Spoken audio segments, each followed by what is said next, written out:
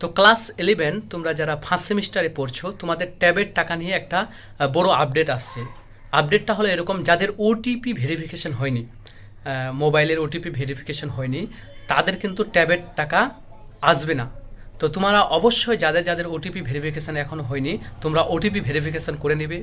আর দ্বিতীয়ত তারাও টাকা পাবে না যাদের মিসম্যাচ ডকুমেন্ট আছে, অর্থাৎ যাদের ডকুমেন্টে আধার কার্ডে যেগুলো ডকুমেন্ট তুমি জমা করেছো সেই ডকুমেন্টে এবং স্কুলের খাতা এবং স্কুলের মার্কশিট সার্টিফিকেটে যে ডকুমেন্ট থাকার কথা সেই ডকুমেন্টগুলো মাধ্যমিকের সাথে যদি আধার কার্ডের নামটা ঠিক না থাকে তাহলে কিন্তু টাকা আটকে যাবে।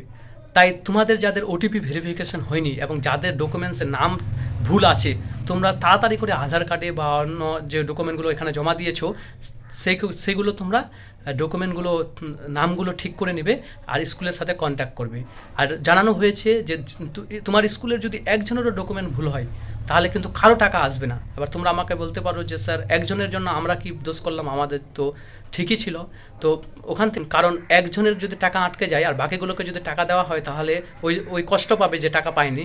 তো সেই কথা চিন্তা করে বোর্ড ভাবছে, সরকার ভাবছে যে আমরা কি করব, সবারই কমপ্লিট হয়ে যাক ডকুমেন্টস দেওয়া, তারপরে টাকাটা দিব।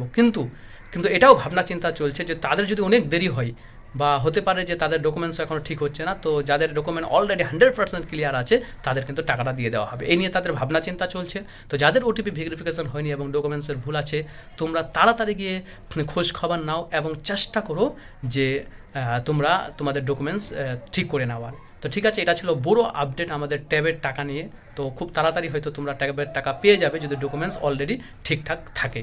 তো ঠিক আছে, থ্যাংক ইউ। আর এর পরবর্তী আমরা তোমাদের জন্য ক্লাস আপলোড করব, তাই চ্যানেলটিকে তোমরা সাবস্ক্রাইব করে রাখতে পারো। Thank you so very much.